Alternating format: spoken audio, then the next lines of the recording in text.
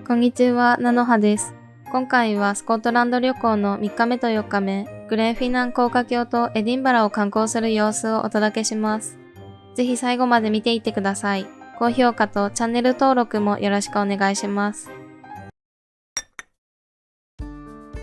今回の旅行はスコットランドを4日間で巡るプランにしました。飛行機でインバネス空港まで行き、レンタカーを借りて首都のエディンバラへ向かって車旅をしました。この動画では旅行3日目と4日目、グレンフィナン高架橋とスコットランドの首都であるエディンバラを観光する様子をお届けします。スカイ島からグレンフィナン高架橋へ向かって約3時間のドライブです。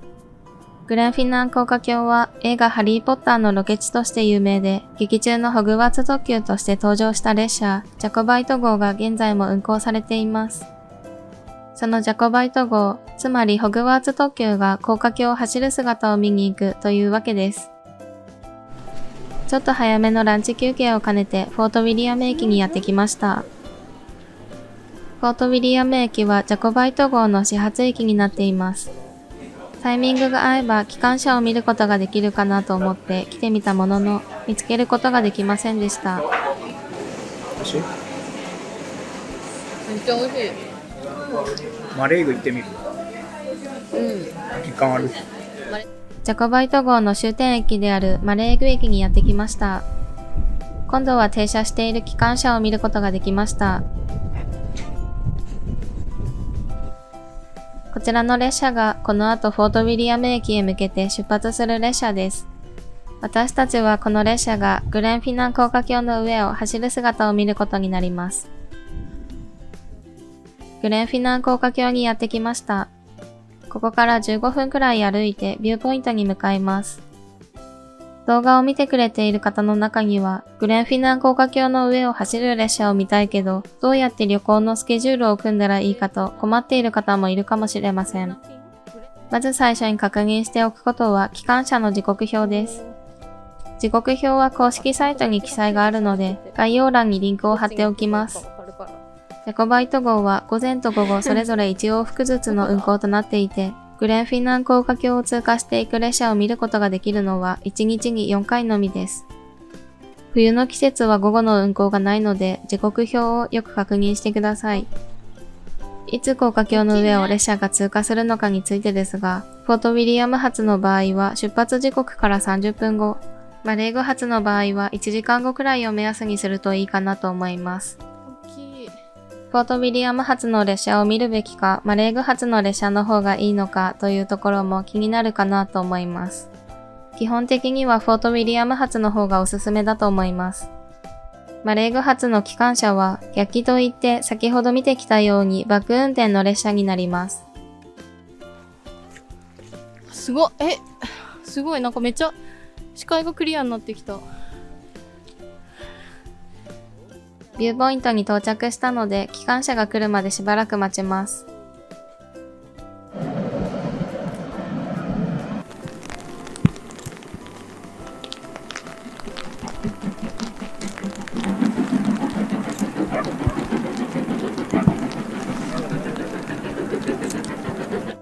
あいにくの雨でしたが、帰る頃には一瞬だけ虹が出ていました。この後は約4時間かけてスコットランドの首都エディンバラにやってきました。あっちが赤い橋もあるんだね。どれを見ていいか分かんない。確かに。旅行最終日になりまして、スコットランドの首都エディンバラを観光していきます。スコットモニュメントといって、スコットランドを代表する文豪サー・ウォルター・スコットを記念して建てられた記念碑ですって。作家の記念碑としては世界最大、ゴシック様式、高さは約60メートル。これ確か登れるんだよね。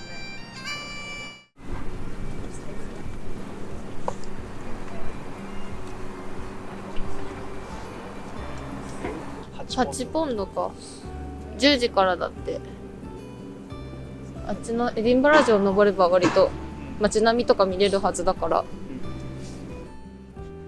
あれ全部エディンバラ城。違う、あっちか。あそこに行くの。ね、イギリスの旗ってね、スコットランドとウェールズと北アイルランドも含まれてるの？とイングランド。エディンバラ城は岩山の上にあるお城ということで、坂道を登っていくわけですが、かなりきつかったです。要塞としても使用されていたようですが、エディンバラ城に攻め込んだ人々がいかに過酷な状況であったのかを身をもって感じました。あら、あれがエディンバラ城ですね。どうにかエディンバラ城の目の前までやってきました。早速入っていきたいと思います。スコットランド城、違う。エディンバラ城。うわ、すごい。岩だ。階段がちょっときつ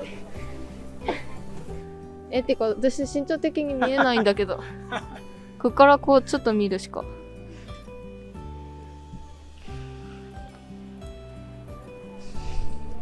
さっき言ったスコットモニュメントが見えますね。なんか街みたいだね。お城っていうより。なんか本当に人が住んでそう。下にも行けるみたいな書いてある。向こうも街が見える。なんかすごい石が埋め込んであるみたいな感じになってる。ウイスキーのショップがあるんだ。それよりもどちらだ？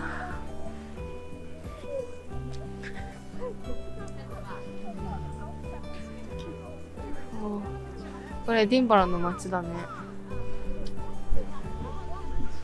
あ、橋が。ああ、昨日の橋。うん。あ、こっちグレートホールだよ。かっこ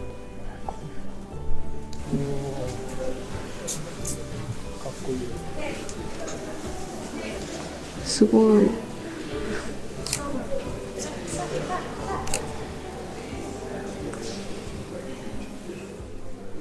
カービングズって何？カーブってこと？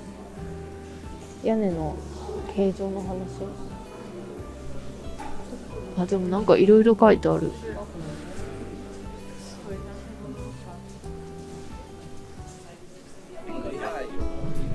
そしたら右手にスコッチウイスキーエクスペリエンスがあります。工場見学みたいな感じかな、多分。あ、そうそう、ツアーがあるんだね、ウイスキーの。あと試飲とかもできるって。さあ、ここをずっとまっすぐ行くとホリールード宮殿に行くんですよ。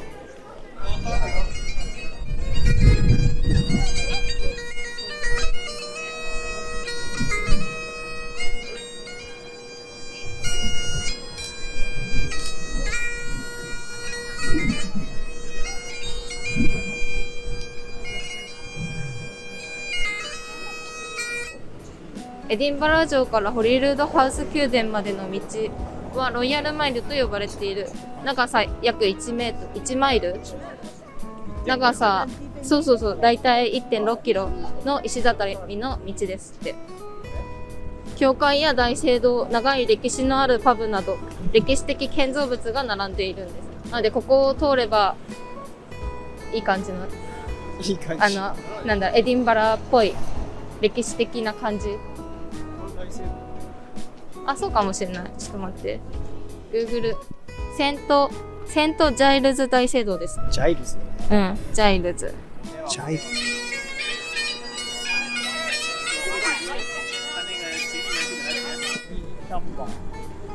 アダム・スミスだって。アダム・スミスってなんか知らなかった。哲学者じゃなかったっけ？あ、そうなの？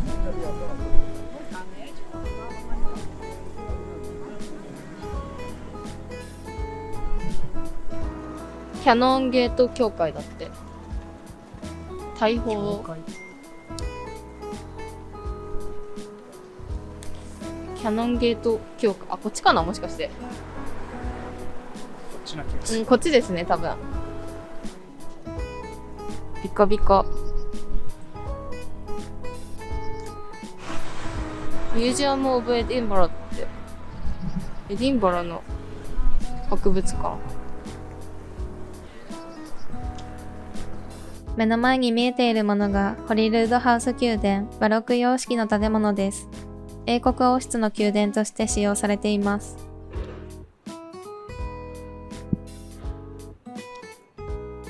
続いて向かうのはザ・エレファントハウスというカフェです。ハリー・ポッターの作者が初期の作品を執筆していた場所として有名です。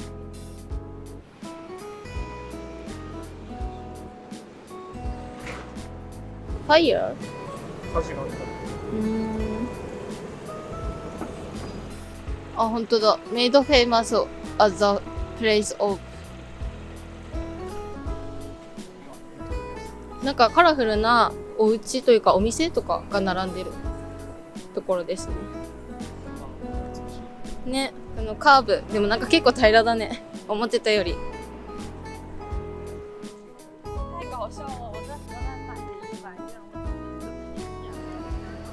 素敵です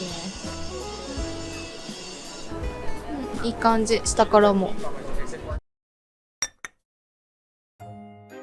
この動画は以上となります。最後までご視聴いただきありがとうございます。今後もヨーロッパを中心とした旅行の様子をお届けします。感想などをコメントしてもらえると嬉しいです。高評価とチャンネル登録もよろしくお願いします。ではまた次の動画でお会いしましょう。なのはでした。